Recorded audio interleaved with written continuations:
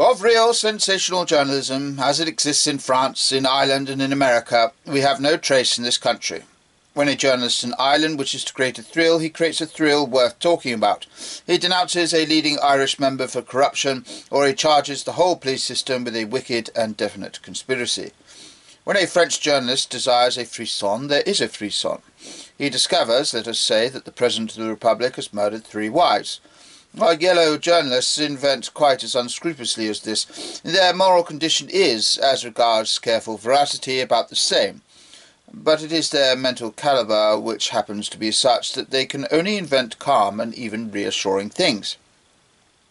The fictitious version of the massacre of the envoys of Pekin was mendacious, but it was not interesting, except to those who had private reasons for terror or sorrow. It was not connected with any bold and suggestive view of the Chinese situation.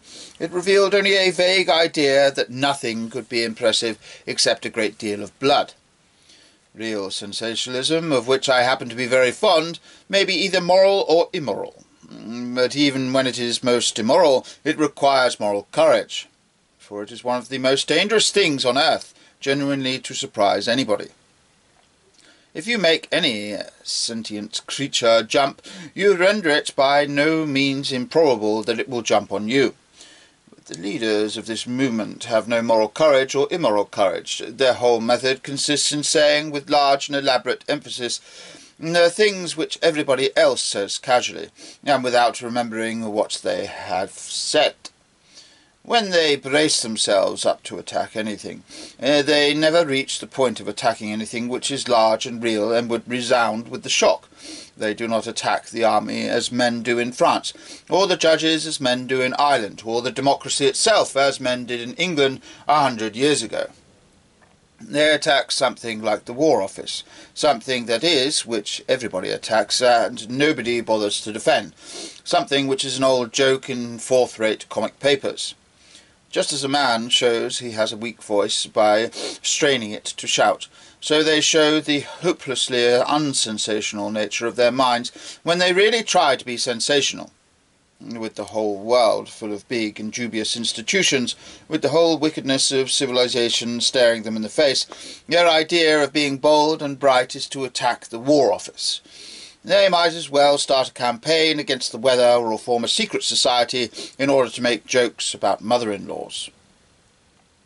Nor is it only from the point of view of particular amateurs or the sensational, as such as myself, that it is permissible to say, in the words of Cowper's Alexander Selkirk, that their tameness is shocking to me.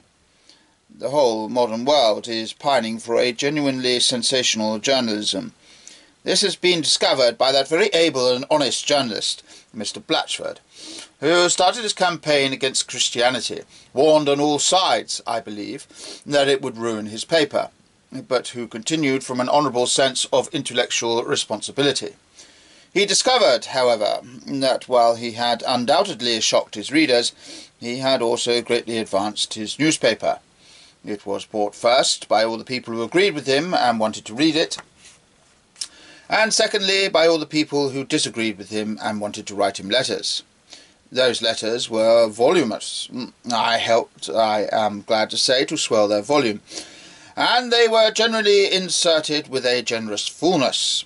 Thus was accidentally discovered, like the steam engine, the great journalistic maxim that if an editor can only make people angry enough, they will write half his newspaper for him for nothing.